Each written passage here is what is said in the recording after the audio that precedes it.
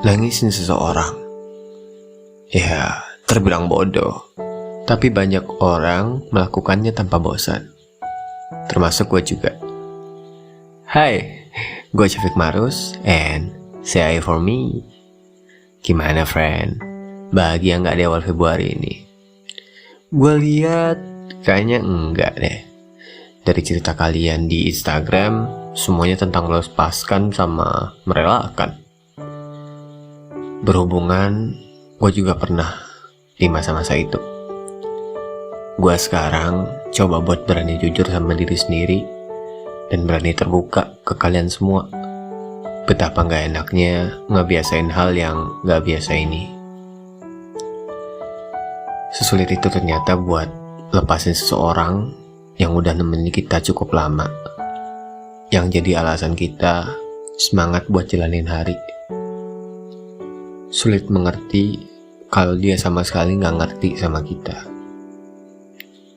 Hal yang gak pernah gue nyangka bakal jadi separah itu ternyata bikin gue jadi terpuruk banget. Malam yang panjang buat nangisin dia aja. Jangankan jalanin hari, buat tidur aja susahnya minta ampun. Mau dengerin lagu ini, inget dia. Ganti lagi, inget dia. Lagu yang gak ada kaitannya sama dia, liriknya yang bikin ingetin. Gue ngerti kenapa ada orang yang suka lagu karena suasananya, dan ada yang juga karena liriknya. Bahkan gue diam aja, ya gue tetap inget dia. Emang ya, semakin dekat kita sama seseorang, makin dalam juga luka yang harus gue bayar. Gak habis pikir, dia ternyata seberpengaruh itu di hidup gue. Yang selama ini gue bertahan buat dia, lama-kelamaan bikin gue capek dan pengen nyerah aja. Gue sadar juga, selama ini kita gak saling sayang. Cukup di gue aja yang sayangnya, dia enggak. Di sini gue ngapain ya? Gue kok betah banget. Selama ini yang gue lakuin sia-sia semua. Kalau sedih, yang nemenin gue cuma luka, bukan dia. Yang gue peluk luka, bukan rasa nyaman dia.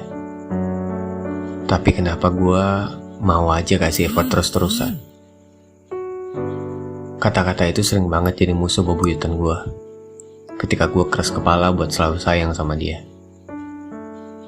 Gue terlalu yakin kalau dia bakal ngasih feedback kayak apa yang gue lakuin ke dia.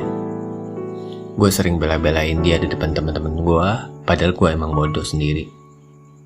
Tamparan nasihat dari teman-teman gue gak cukup bikin gue sadar. Kalau kalian tanya gue, friend, dia baik apa enggak? Dia baik banget. Dia sangat baik. Tapi kadang yang bikin terlihat jahat adalah sikap dia sendiri. Manusia akan selalu berubah ya. Detik ini kamu dibawa terbang, sedetik kedepannya kamu dicampakkan. Gue kira kita sama-sama saling mencintai, tapi pada kenyataannya gue sendirian yang nanggung semuanya.